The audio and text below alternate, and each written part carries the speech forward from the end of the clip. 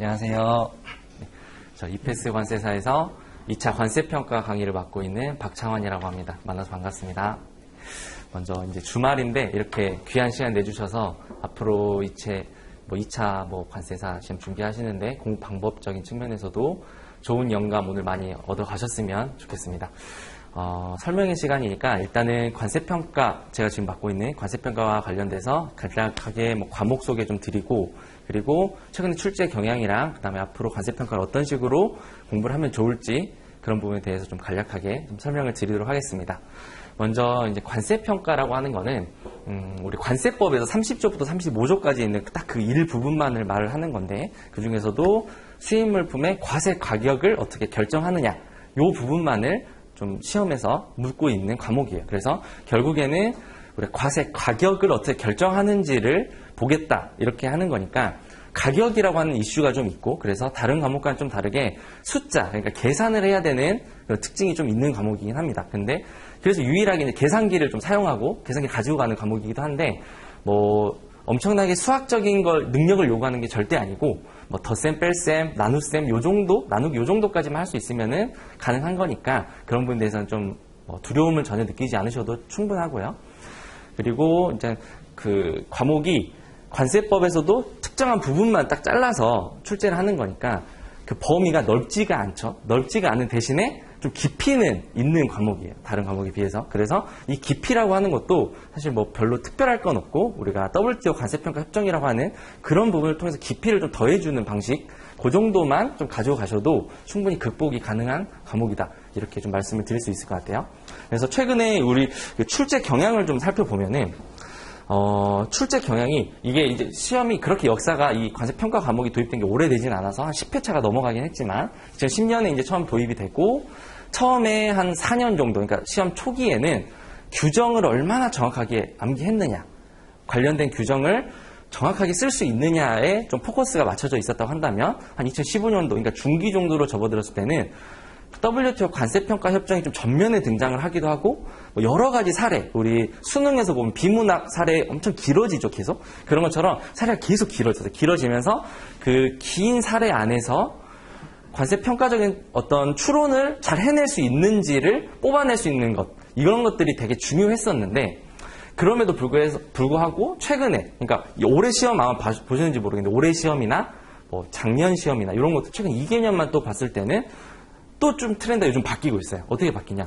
시험 초기처럼 완전히 규정을 정확하게 암기했느냐, 그리고 논란이 될 만한 것들을 다 배제하고 규정이 암기된 것들을 정확하게 서술할 수 있느냐 정도로만 좀 바뀌고 있어요. 요즘은 또 최근 2년은. 그래서 이런 것들을 곰곰이 생각해보면 요즘 그런 화두들 되게 많잖아요. 어떤 객관성을 좀 담보해야 된다, 공정해야 된다, 이런 것들을 봤을 때 관세평가는 그 과목의 특성상 다양한 논의들이 사실 있었던 게 사실이에요. 그래서 시험 문제에서 출제를 했을 때 이게 이제 정답이라고 출제를 할 수 있지만 그 외에 다른 논의들도 많이 있었다는 거죠. 그러면 이런 것들이 좀 객관성을 좀 얻기가 좀 어렵지 않냐, 이런 것들로 봤을 때 최근에는 그래서 규정을 얼마나 좀 정확하게 쓰느냐, 그리고 사례가 나오더라도 이미 공개된 사례들 있죠. WTO 관세평가 협정이라던가 우리 협의회 결정 사례라던가 그런 식으로 널리 알려진 사례들을 응용하거나 그대로 내거나 라고 해서, 그 사례들은 이미 좀 확립이 어느 정도 된 사례들이니까 따로 그거를 더 논의가 더 이미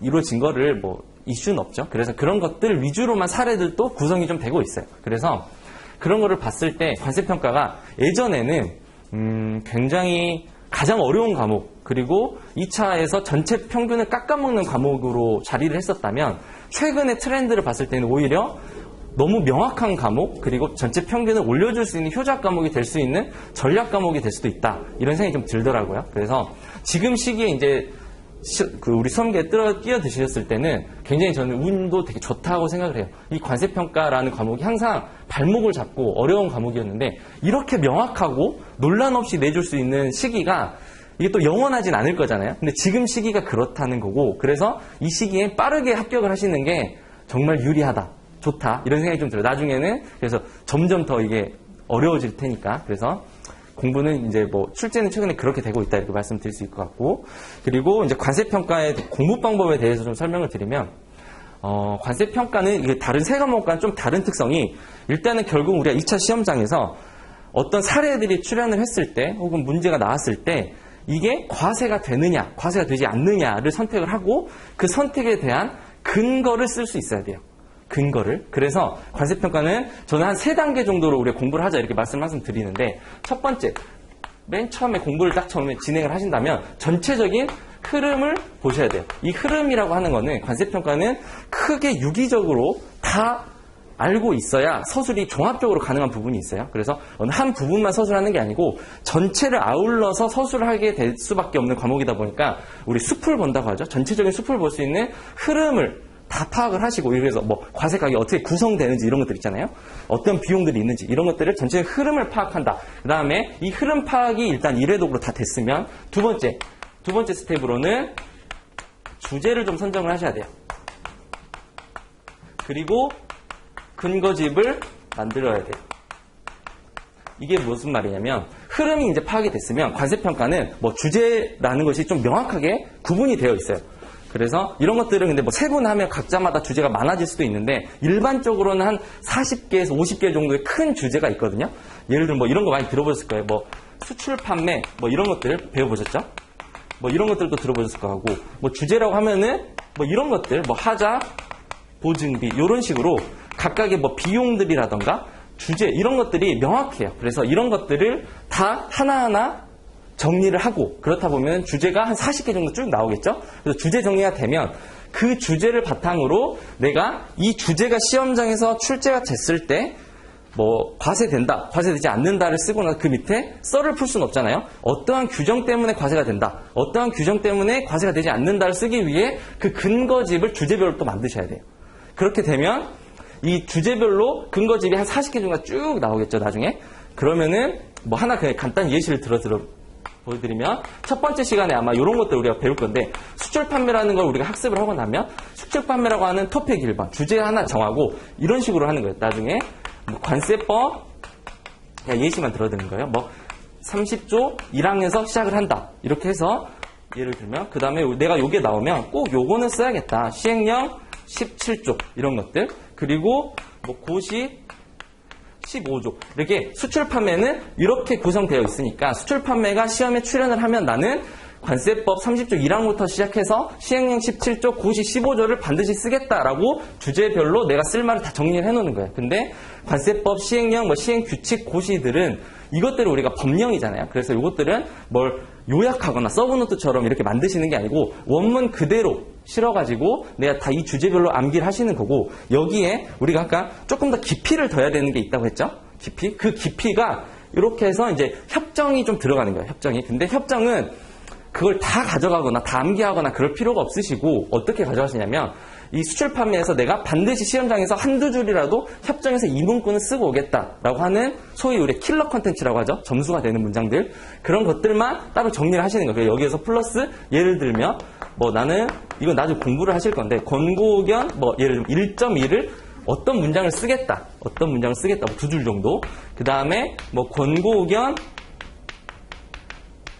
14.1에서는 수출 판매와 관련돼서 어떤 문장을 쓰겠다. 그 다음에 이것과 관련돼서는 뭐 예해 뭐 22.1에 대해서 어떤 식으로 쓰겠다. 이런 식으로 각 주제별로 그럼 이게 하나의 주제가 이렇게 되고 근거집이 이렇게 만들어질 거잖아요. 이렇게 스텝 2에서.